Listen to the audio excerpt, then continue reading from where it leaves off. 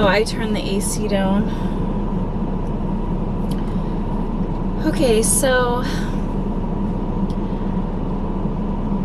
I got a message about love, and I was listening to a song, and it was just like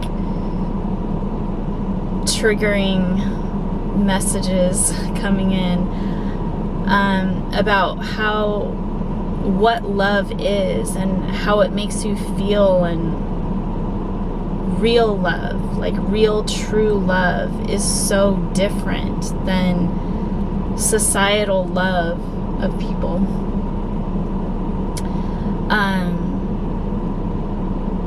Love is quiet, love is calm, love is patient and kind, love is forgiving and accepting.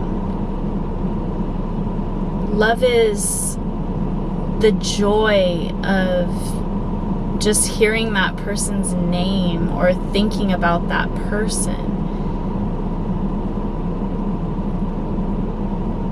Love is not yelling and boasting and bragging and competing with one another. Love is so steady and calm and quiet, and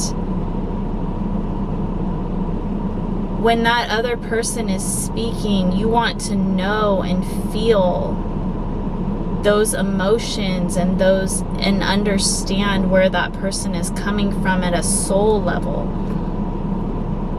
from a deep level. And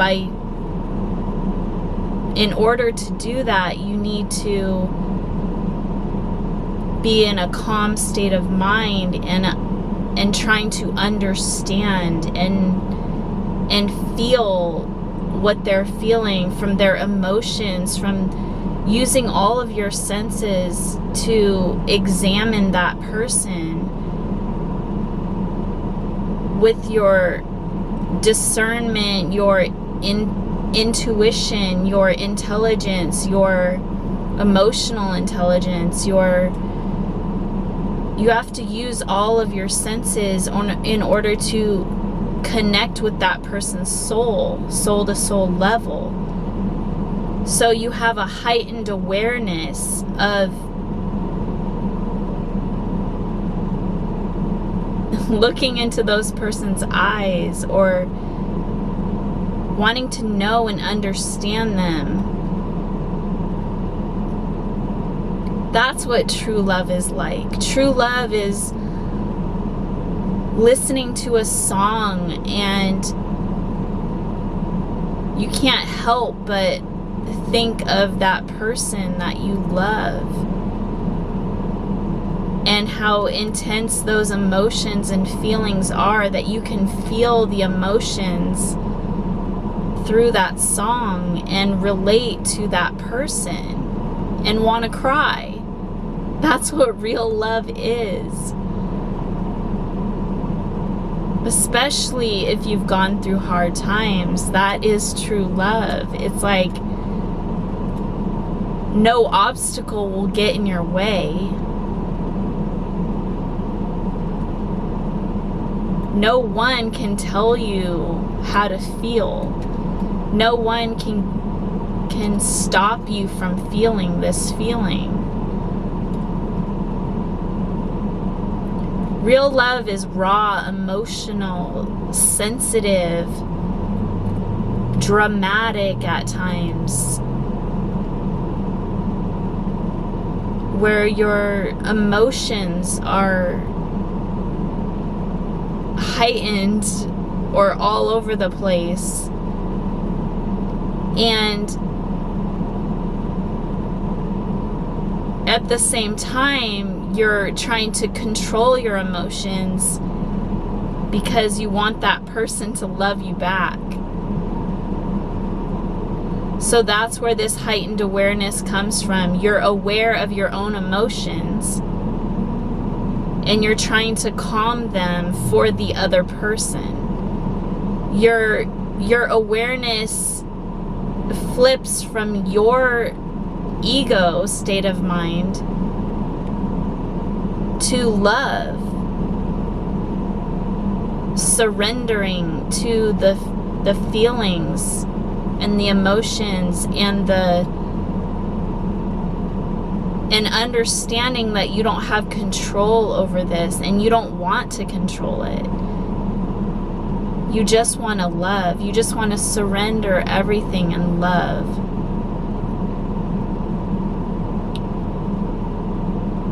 And especially when this feeling is reciprocated, that is when it elevates. That is how it elevates very quickly. When two people are on the same vibration, emotionally, they're operating at a high vibration level, and they're able to open their heart and be vulnerable and show their true authentic self to one another, we can feel that authenticity.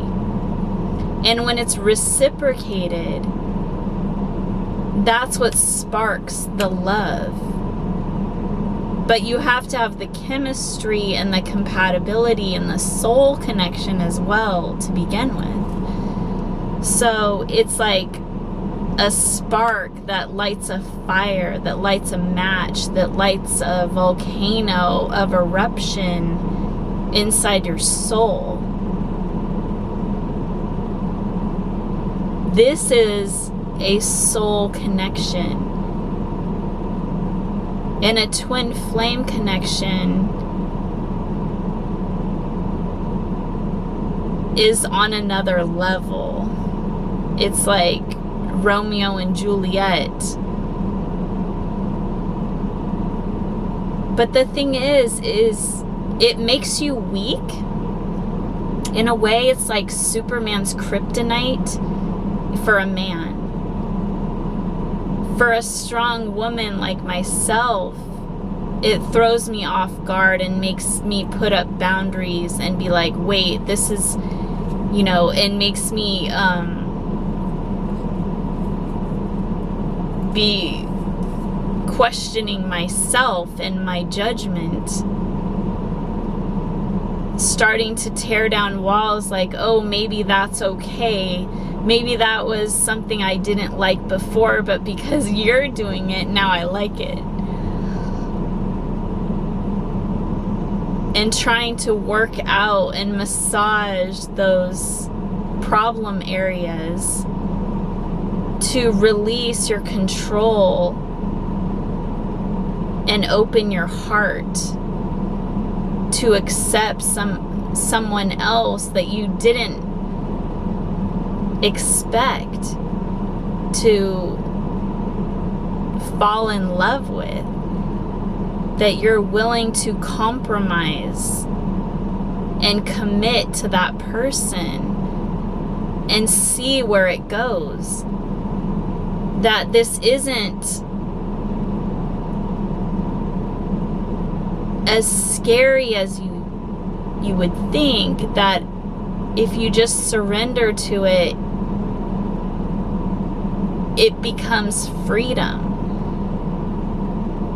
It's freedom to be yourself and have somebody else love you for that. It feels amazing. It's a strength. It's actually becomes a superhuman strength when you're in love, because you're no longer just your powerful self, but you have this other person that's boosting your power, your internal power and strength. And that's what love should be about. It's like power couple vibes.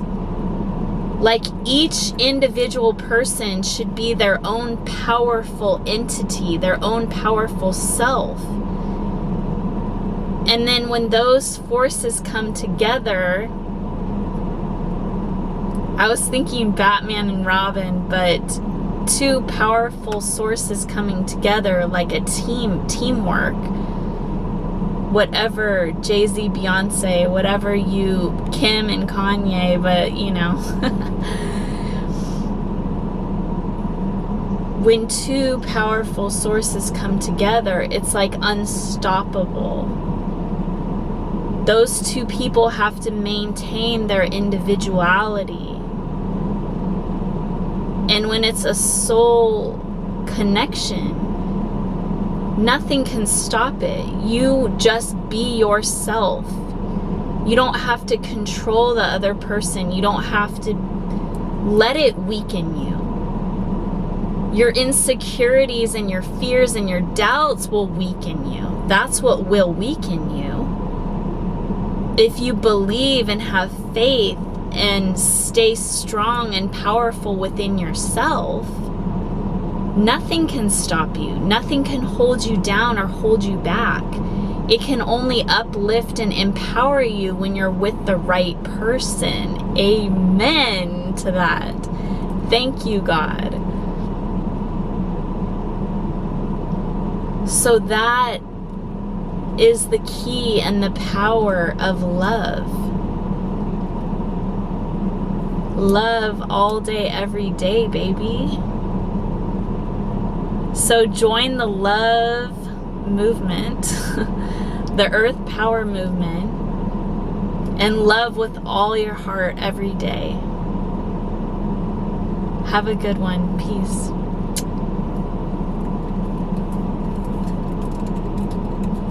I'm going to get back to my tunes.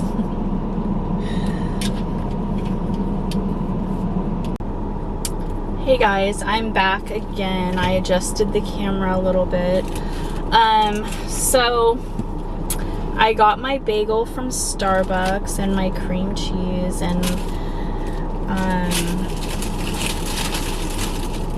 I don't know why I'm being called to tell you this, but a little side note about money. Okay, we need to live an abundance mindset, okay, where we believe that we're attracting money, like we're a money magnet and money just flows to us, and when we're in alignment with God and with spirit and with our inner self, we are being positive, and we are dreaming of all of our hopes and desires. We're being positive about everything. We're shining our light onto others. We're being a being of light and positivity in this world. So we are attracting like back. We are attracting abundance back. So it's manifestation, law of attraction, and it's also in alignment with source, with our spirituality, with our creator. So it's all in alignment. All of our chakras are in alignment. We are at peace. We are zen. It's like Buddhism. We are peaceful. We are calm. We are not a predator. We are free. We are exuberant. We are joyful. We are dancing, we are singing. These are the things I'm hearing. We are doing things we love and we enjoy and we like, and we're appreciating and we're grateful. We have gratitude. We smile. We accept that there's negatives and positives, and we choose to look at the glass half full. We choose to look at the positives in the world and in our own space, in our own structure, in our own lives. And even if we don't have that structure in place, we are conjuring up ways of creating that structure within our lives. And we are dreaming and we are hopeful and we have faith that when we ask, we shall receive. That when we have those thoughts of positivity and creation. We are creators. We are our own creators of our lives. And we are also creating other people's lives around us. We are influencing and shifting other people's lives. And when we are on our path,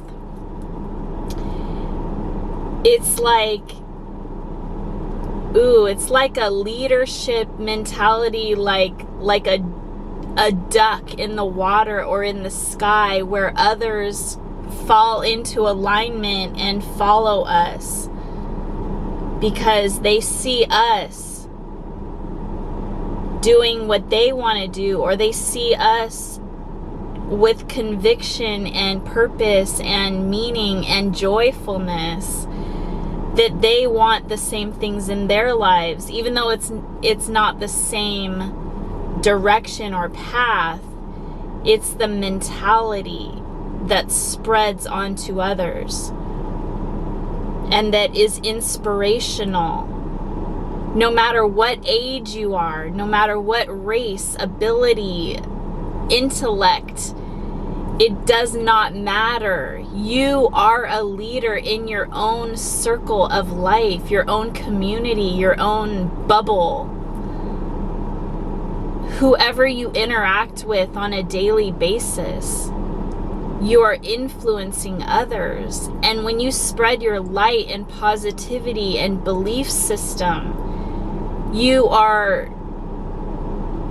reflecting on others.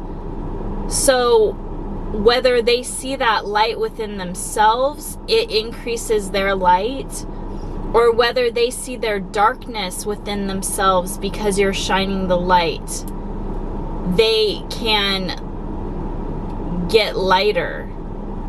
They can see a way out of the darkness. Okay, that was a side note, okay?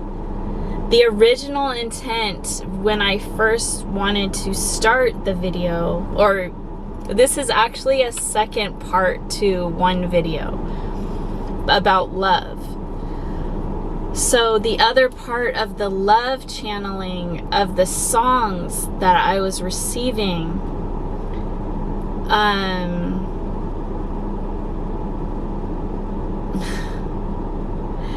I've had reflection on a past relationship that was a very long time ago, my marriage. And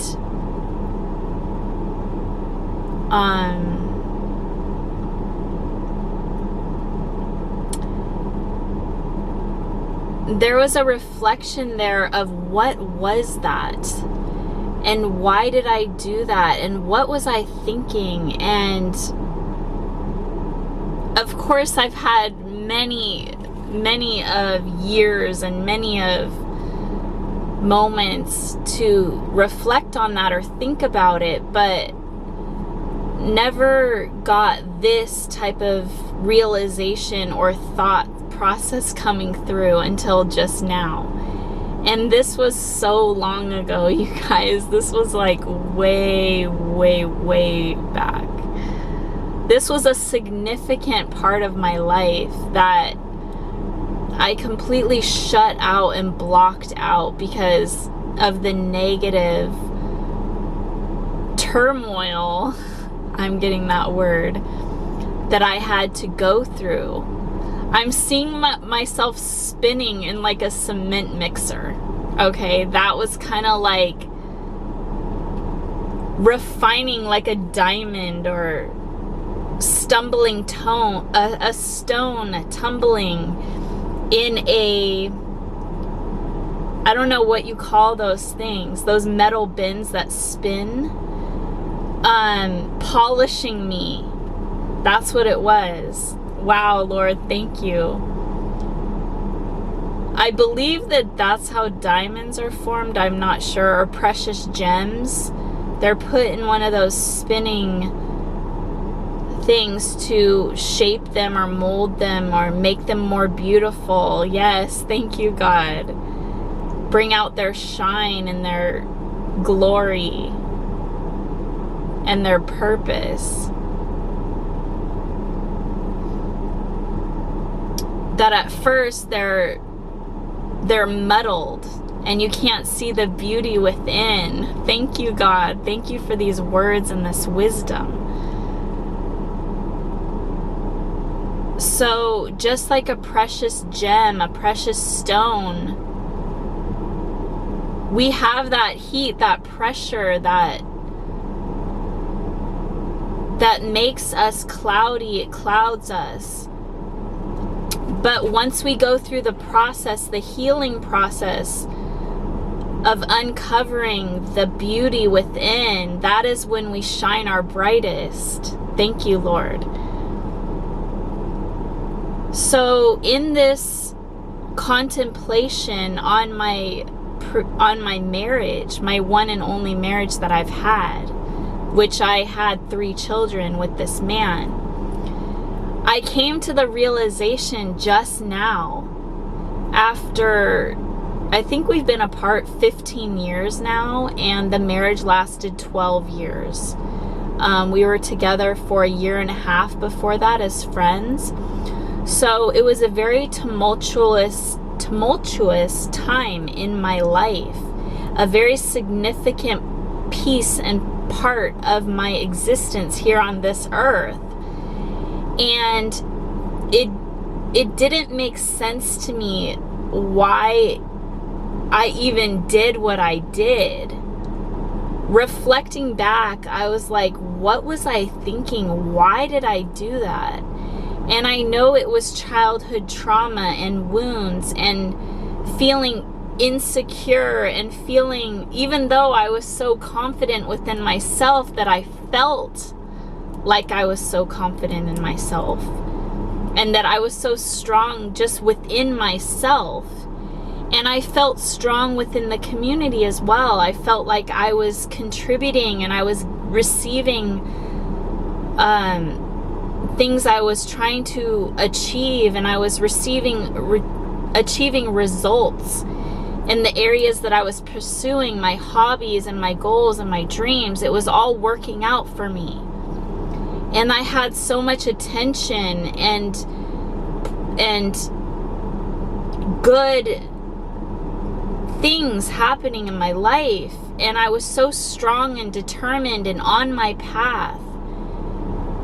And I felt fierce. I felt invincible. And I didn't let people in so much. And what happens is manipulative people, like narcissists, can look at you as the prize, and they can invade that territorial boundary that you create in that bubble that is so strong, right? That you created because you are determined to be your best. But these manipulative people can penetrate that wall that you have. You know what I'm thinking of right now?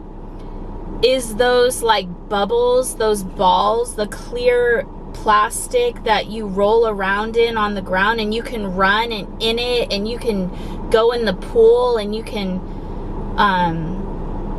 be protected by this bubble, right? Nobody can penetrate it or get to you unless it is an extreme force, right? Nobody can just pop the bubble. It's solid, seemingly, right? It feels safe in a lot of, it can feel confining and restrictive, but it feels safe, right? So you're protecting your emotions. You're protecting your determination, your focus, your goals, your dreams. And this was at like age 23, around there, 21, 23. And the momentum was going, and I was doing the damn thing, as they say. And so I had my ex-husband now. At that time, I felt he was safe to get to know. That he was interesting and that he was safe, like a gay best friend. That was my interpretation of him, because I had a boyfriend who was very kind and sweet, and he wasn't like, he wouldn't show jealousy, or he trusted me. And I trusted myself, 1:11 on the clock. And it felt safe because, and this sounds very bad, but he was Asian, and I wasn't attracted to Asians. And I had dated an Asian before, like on one date, but even though he was a football player, he was this big husky guy, not the typical Asian. He probably did have long hair too. This guy had long hair. Very, not too long, you know, just like kind of like slick, very cool and very like model-esque, right? So very like nice jaw structure and just nice features, and very attractive, like the way that they dress, and you know. But to me, I had a boyfriend that I was happy with, you know, not completely happy with, but like not completely like head over heels in love with, like, but I was happy, right? And so I felt like, you know, this guy was a friend. And so reflecting back now, I can see that the reason why I fell for him was because of his attraction to me. And I did always kind of feel like that. But I don't know why that makes you like somebody else. It's just a psychological thing. So he was determined from day one, probably. He was very like sneaky about it, but we were just friends. We bonded and connected over our interests and our hobbies. And a lot of times I felt like guys were doing that with me to create a bond and create a friendship, to just hang out with me and get to know me and try to weasel their way into my life. So I understood all of that. But there was something about him and his interests and his hobbies that were connected to mine. So I found it very interesting and fascinating to get to know him and to further my hobbies, my career goals and aspirations were connected with this person. Like I felt like there was something pulling me to get to know him and hang out with him and to develop me. So he was my friend for over 1.5 years, just completely just friends. But as I always knew, these friendships that I would develop with men would turn into something more, where they would be want something more with me, that I wasn't willing. I didn't want a relationship with him. I wasn't interested in him. I didn't have physical attraction to him. It was purely on a friendship level. But it got to a point where I realized that my life was heading in a different direction than my boyfriend and what his goals and his life was. And I reflected on my own self and my own behavior and my own relationship with him that was 5.5 years, that I loved him and I appreciated all that I learned and gained from being within that relationship. But I knew that I had outgrown it and that our paths were going in different directions. And this is what this other person taught me. And so, however, in this friendship and in this bonding, and by going through all of these experiences with this person, it created a great friendship. And he ended up kissing me out of the blue one day. It was completely out of the blue. I think he had wrote me a letter saying that he was going to move to New York to go to the Fashion Institute there and see his uncle, which is like a fashion photographer living in Manhattan. And this was very like dreamy to me, right? He wrote me a letter saying how much he cared about me and appreciated me, and how hard it was for him to just be friends with me, and that he knew that I was in a relationship.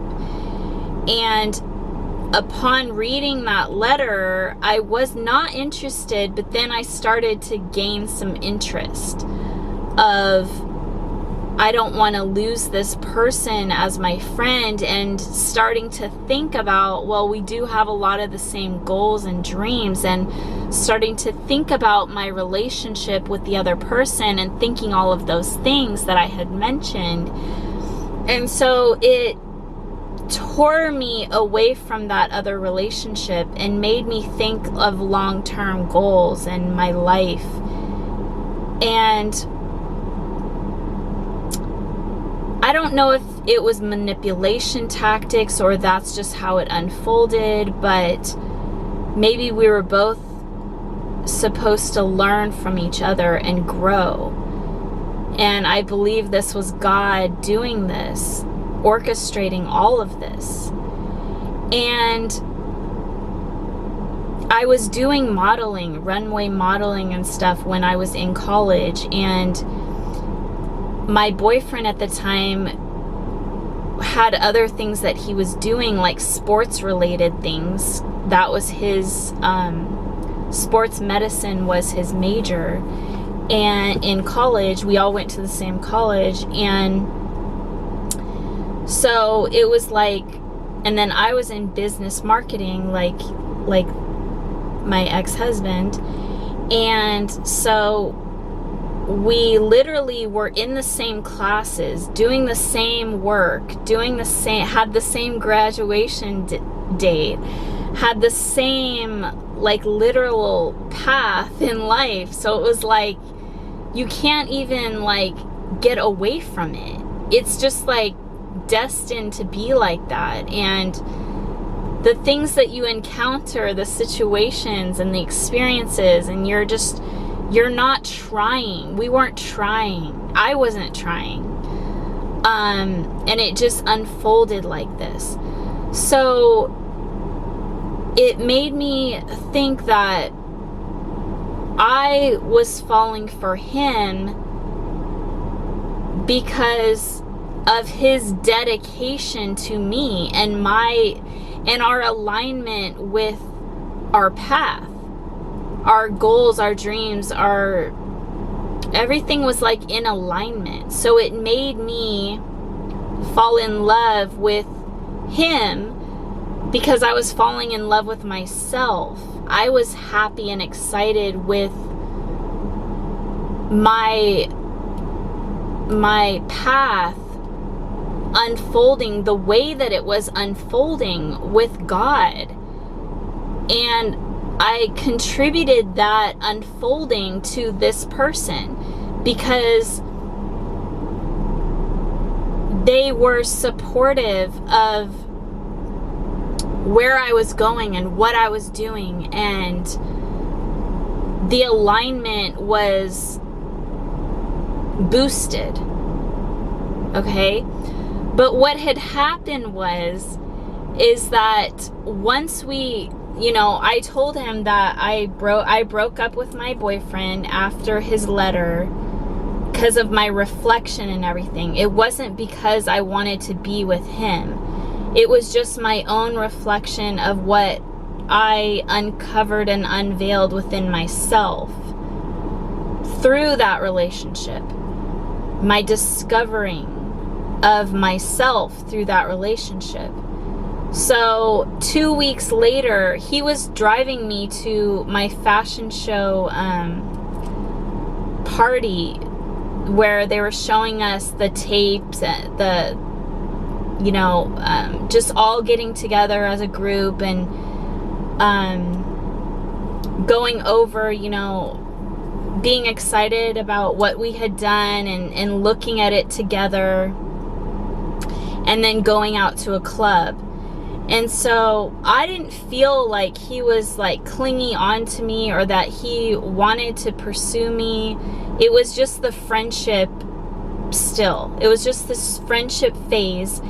And that whenever I would want to go to the city, I was from the Bay Area going to San Francisco, so it was quite a drive at night going into the city and being alone. So my boyfriend was doing sports things a lot of the time, and so I would ask him if he could take me, and of course he was like wholeheartedly wanting to go, not only just to spend time with me because he was like infatuated with me, which made my ego was just like expanding by his approval of me and making me love myself by boosting my ego. But also he was interested in that world of fashion. So it was like, of course he wants to take me, right? He's gonna, get somebody to cover his shift on his job or do whatever it takes to be with me, right? And so that made me feel amazing because he was always there for me. And that's what I needed. I needed that support system and that encouragement and that approval, right? So that made me feel so good and in love with myself, which in turn made me feel like it was him. I knew it was myself, but I was like, it made me like be more attracted to him and look at him in a different light. So that's how it all unfolded, and taking me to these events and things. He ended up kissing me out of the blue this one time, and I felt the electricity, the sparks that I'd never felt before, that I had heard about. But it was a curious thing because I was like, it was just like a peck on the lips, and then he was, it was like a very fast thing. And there was no like creepy, weird intentions about it or anything like that. And it just sparked something within me like, oh, that was crazy, right? So it was almost like God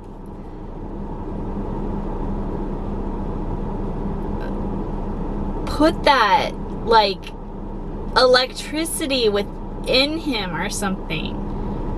Or I thought maybe he just likes me so much that his like, he has this electrical current going within him, like this electro chemistry that's just like bouncing off of me, right? And so it raised my curiosity, and it made me feel like, oh, maybe we can, I'm not with my boyfriend anymore, and I want to continue this relationship of this development. It feels right, right? So from that moment on, things got, I accepted it as a relationship. I accepted the calling. I accepted that this was something. Even though it started going wrong. So I think the fact that he got me, I started letting myself be gotten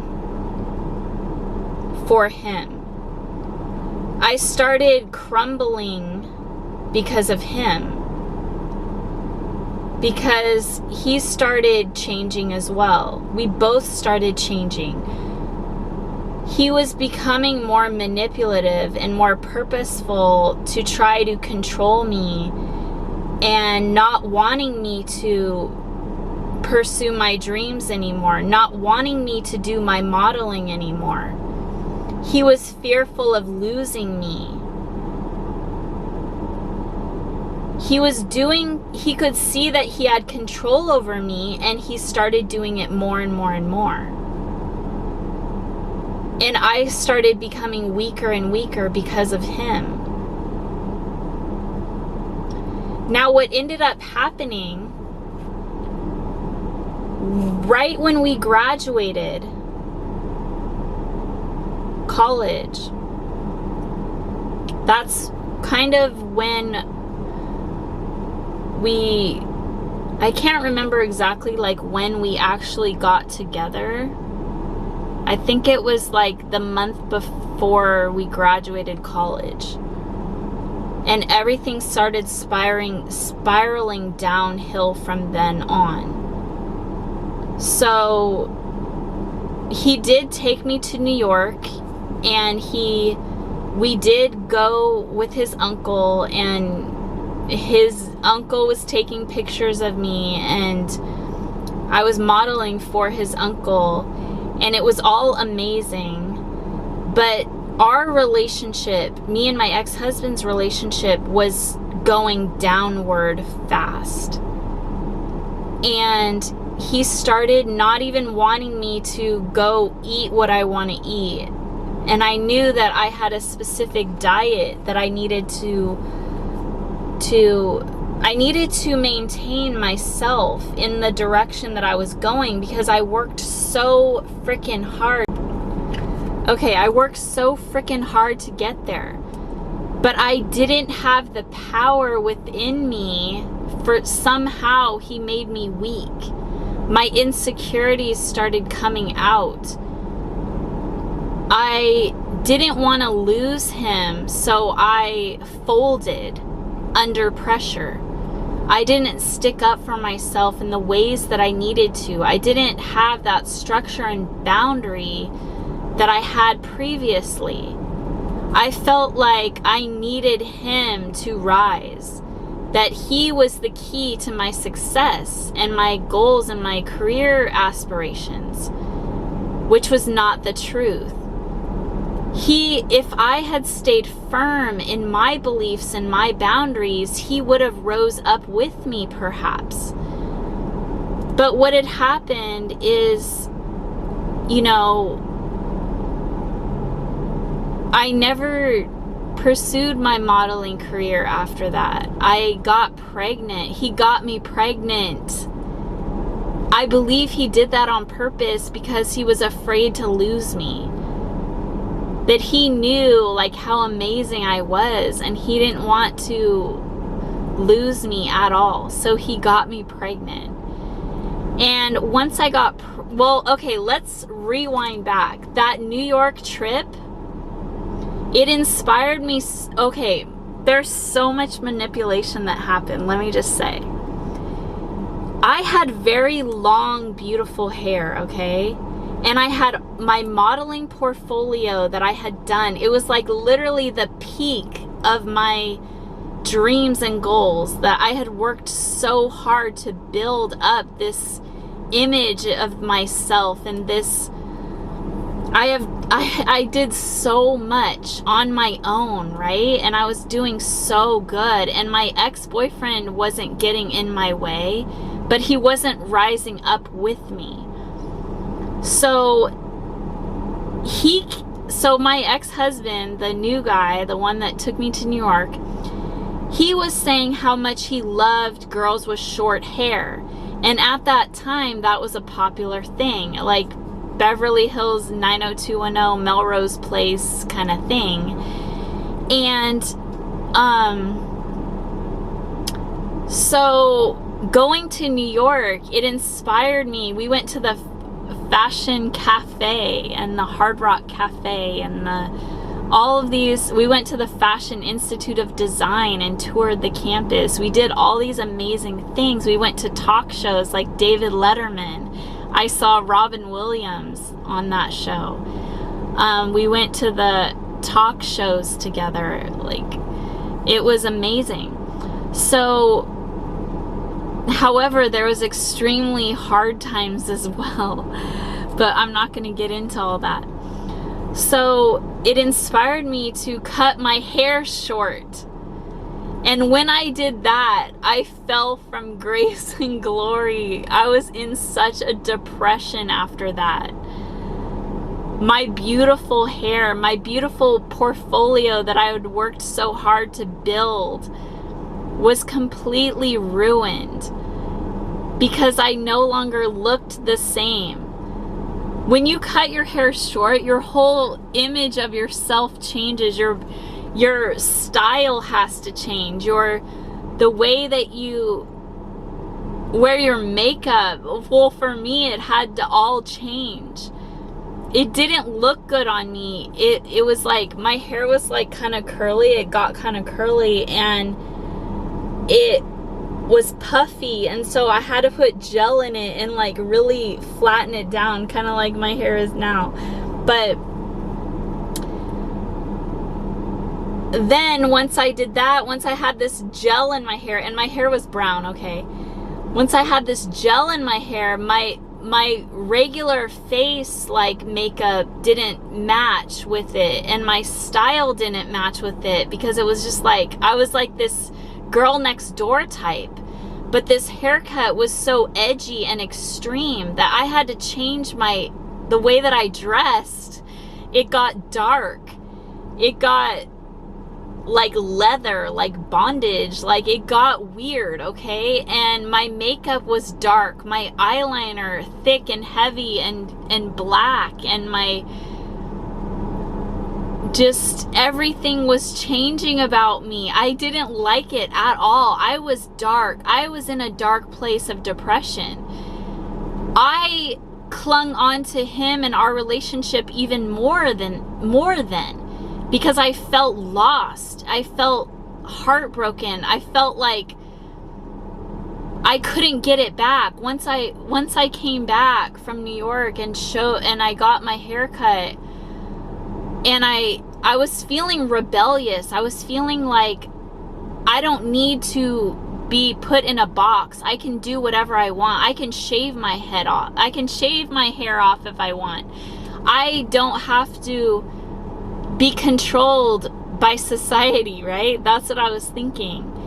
And that I'm beautiful with or without my hair. And like this whole mentality, right, that I had built up within myself. But it didn't reflect within the real world and with where I was going and what I had built for myself, which I wasn't aware. It was a young, dumb, stupid moment that kind of changed the whole trajectory of my life. And it was all influenced by this one frickin' person. And I was mad at him. But yet I still clung on to that hope and those dreams, and that I felt like he was the only one that really knew me and when I was at my best. So I started to gain weight. I got pregnant. He got me pregnant. I found out I was pregnant a month after I graduated college. Like 2 months after we started dating, pretty much.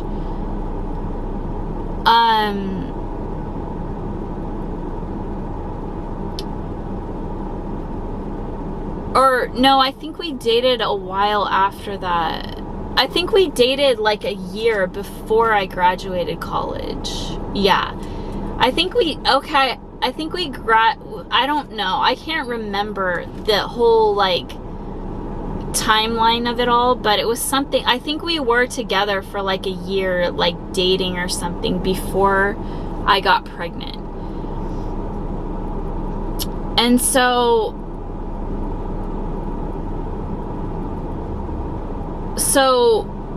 right, I just know that right after I graduated college, like a month later, I found out I was pregnant. And so I was planning on moving to New York or LA with him to pursue our dreams of fashion and modeling and all of that. And I felt like I needed somebody with me, that I couldn't do it by myself. And so I clung on to him. It was based on my own fears and insecurities. And then when I showed my hair and stuff to my modeling, the people that I was working with, I worked at a modeling agency. They were shocked and stunned and upset with me. And they said my career is over with and that I ruined everything I was working for. So that killed me, right? So we didn't move to LA or New York. I felt like I needed to be around my family. I needed to raise this child, that I'm not going to get an abortion or anything. So this is gonna happen. That was I didn't even want to think about it. I didn't want to think about love and who I wanted to marry and what my goals were in life for that portion of my life. That was never in my thoughts. Even as a child, I never thought or dreamed, who would my husband be? How do I want them to be? How do I want them to treat me? Do I want to have kids? Do I want to move into a house? Like, where do I want to live? Like, I never thought of those things. I was completely career focused. And I attached him to my career. So I'm getting this download as I'm talking of why, okay? So this is really a lesson and a testament as to how people can penetrate your strength and your determination and change the course and directory of your life without you realizing that you can be bamboozled in a way. That your fears and insecurities can sneak up on you, and you have to be aware of this. You have to understand that if you're feeling negativity, that you need to put up boundaries and stop it. Stop it from continuing. Don't put your guard down and let them into your psyche and into your, like, distract you from where you need to go and what you want to do and how making you feel happy. And the thing was, is I didn't have a good relationship with my family. I didn't really have friends because my goals were so high, and I secluded myself to gain my strength and to be on my path. And I was accelerating and moving far beyond others because my path was different and my goals were different and my dreams were higher, and nobody had the same types of conviction and dreams that I had. So it's very hard to have people support you when they're not in your lane, right? So cutting off my hair just like ruined my self-esteem and my confidence, and having that modeling agency tell me that they were upset with me and that I ruined everything. It just crushed me to the core. I couldn't see my beauty anymore. I couldn't see how this could benefit me. I couldn't see the light anymore. And that could have been the spark, where that could have been the thing that could have elevated me in life. It could have been that mindset and that strength and that will to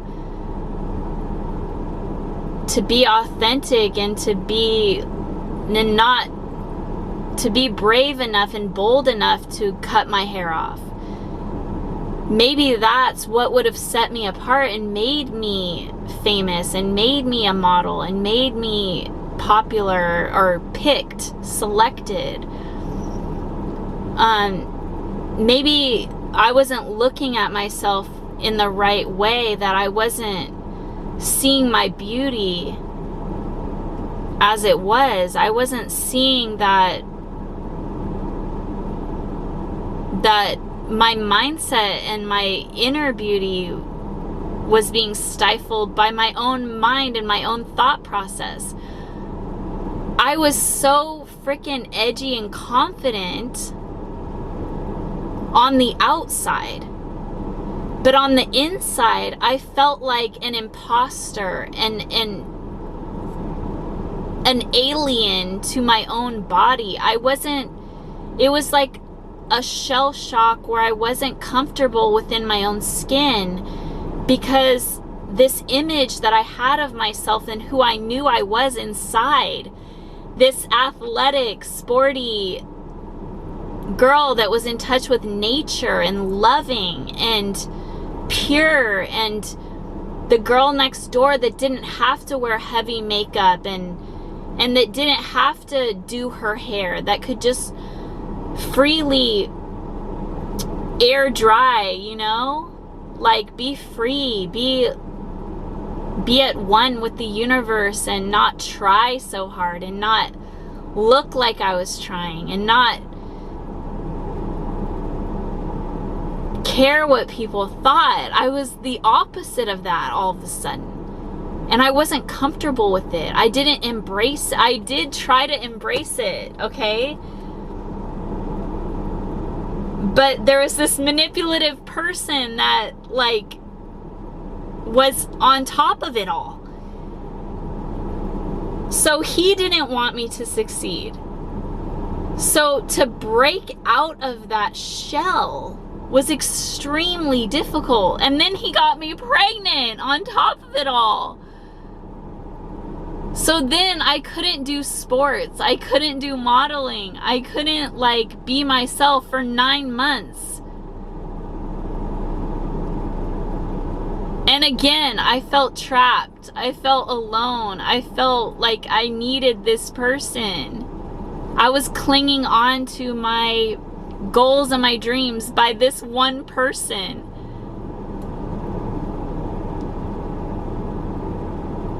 And even when I was upset and pushing him away and not wanting to be around him and creating boundaries like, I'm not going to marry you, and I'm not going to be nice to you, and I'm not going to love you, I still let him be there because of my insecurities. I wasn't willing to completely get him out of my life, especially because my daughter was born. And so it was like he had to be there, because I didn't want my daughter not to have a father. I wanted to try. I wanted to do as much as I could to be the best, to do the best. So I never gave up. I never did wither. I never did let him completely control me. I was trying to do the right thing. I always was weighing out everything, trying to do the right thing, trying to make the right choices. And this is what happens, you guys. This is real life and what happens in real life situations. And I wanted to be the best mom. I didn't know if I would get an abortion if I got pregnant. I didn't know how I would feel until it was at that moment.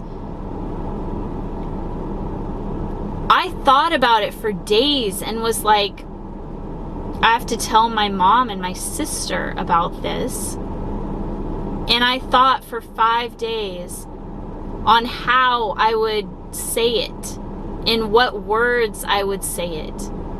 And I came up with the words and I said them.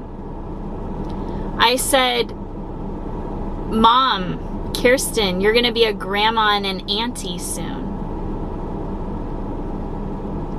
And they didn't take it well. And I thought that by saying it that way, that they weren't going to change my mind, that I was determined to have this child, that this was a human being inside of my body that I was blessed with, and that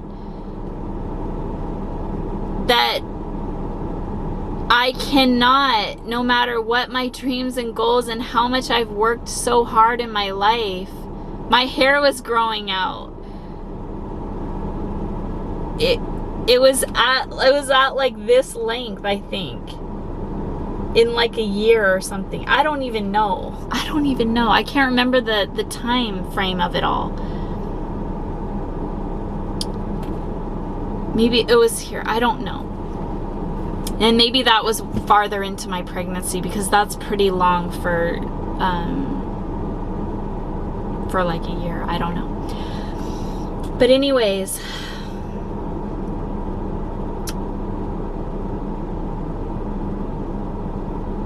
I was determined to do my best. And I was happy and I was excited through all of that.